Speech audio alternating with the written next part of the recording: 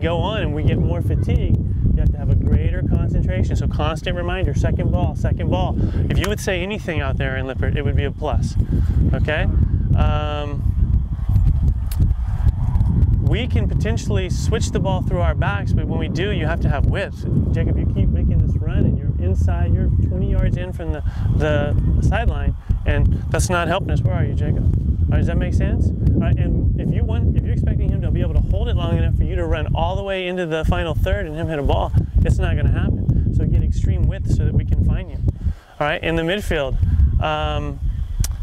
when we bump, remember to bump to the outside and keep them there, because early on we bumped and we were giving them the inside option. We want to force them to the outside. On the outside left, now here's the big thing for us that we have to take advantage of.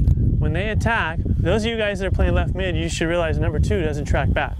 So when they attack, he pushes up into the final third and it becomes a 4-3-3. All right, so we have to be aware of that, but then when they lose it, he's lazy in transition. So we want to try and find him when we win the ball. Does that make sense? Not him, but that space. So when we win it, can we find our left midfielder who should be between their player here and their defender and get into that space, and then that'll pull them out of their shape. Does that make sense to everybody?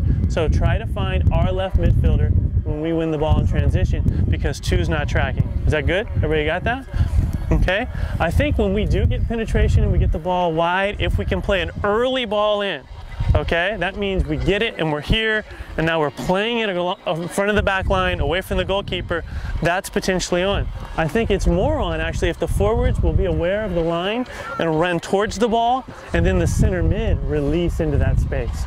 Because there seems to be a little bit of a disconnect between their back line and their center mid. Does that make sense? Okay, the forwards aware of their offsides line. When you guys combine, good things happen, right? You guys combine once and we got a great opportunity for a goal.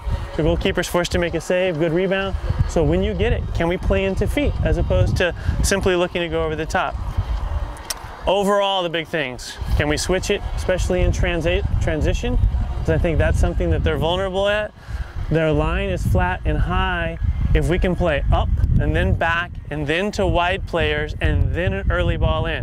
Does that make sense? So forward, midfielder, wing midfielder, early ball in, probably to the guy who just played it wide to you, because this is the guy who's not going to be offsides because he's further behind.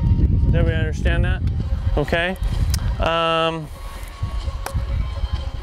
think that's it, guys. I think we're obviously in the game up 1-0.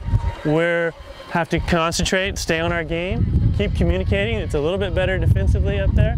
Don't commit cheap, easy fouls, all right? Don't make it easy on them, especially with number 10 in the air, all right? Questions? You guys see anything you're having trouble with?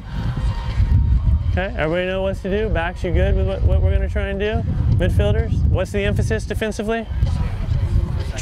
Second ball, track runners, constant communication out there. Midfield, we're trying to switch it to what side of the field? The left, take advantage of their player being up the field. The forwards, we want to try and, yeah, score would be good too, but combine, all right, and let's look for the early service. Any questions? Let's go get them.